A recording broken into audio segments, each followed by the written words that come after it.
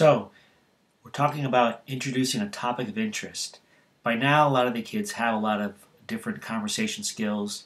For example, staying on topic, using questions and comments, complimenting, asking, doing the two-question rule, ending a conversation, perhaps not interrupting quite as much. And the idea now is to take those skills and then move the child further forward in teaching them to be really strategic and savvy with their conversations with their friends. You know your children. Everybody has their interest areas, their passions that they can talk about on and on. And if left to that, your child might try to engage friends around his or her own particular interest, or maybe just pull out random things to talk about. I work with some kids who tend to tell non-truths, kind of fantastic type stories that are not based in any reality, though they think it's engaging.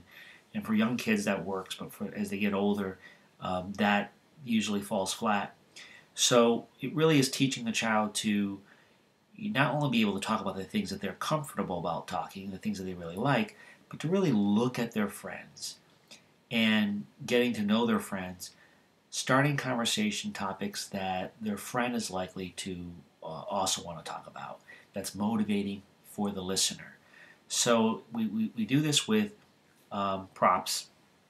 We have magnifying a glass that we have the children first use, and they go around and they're looking for visible clues that are on their friends. These are things that they might be wearing, or holding in their hand. It could be a recent haircut. It could be an activity that they're doing. Maybe they're reading a book, or they could be playing with a small toy. The idea is that they zero in on that physical clue that they can see with their eyes, and they bring up a topic on that clue. If somebody's holding something or wearing something or doing something, that particular topic that references that is likely more motivating or reinforcing for that friend as opposed to just a random topic pulled out of the air.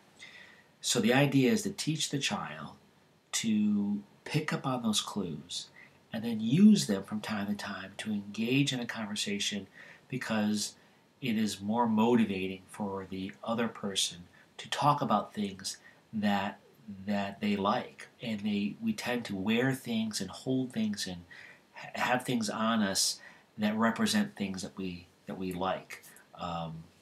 And so we have a lesson plan, and we'll go through the lesson plan in the next few slides in a little more detail, step by step, on how to teach your child to use clues to start up a conversation that is of a topic of interest for their friends. Thanks. So with the first step in introducing topics of interest, the idea is that the child will take their magnifying glass, pick a friend, and really scan them over to look for anything that they're wearing, holding, or if they're doing any particular activity like playing with a little toy, or having something in their hand, like an iPod Touch, a book, whatever. If the child doesn't come into the office with anything that's really obvious, then we will set them up with a prop, and we'll give them something to hold, so that their friend would be able to pick up on that and use it. Once again, the idea is that if somebody is wearing something or holding something, it's a representation of their interest in who they are to some degree. And so if a person chooses that particular item to start a conversation about, the likelihood of that topic being of interest to the person who's wearing or holding something along those nature is higher than just a random topic chosen, or maybe a topic that the speaker is particularly interested in. So the idea is looking for the friend to see what they offer as far as possible clues. With this step number 2, we're just taking this opportunity to remind the child that it can have the best clue in the world, but if they interrupt their friend, if their friend's already talking, it's considered a social fumble. You still have to wait and time it just right.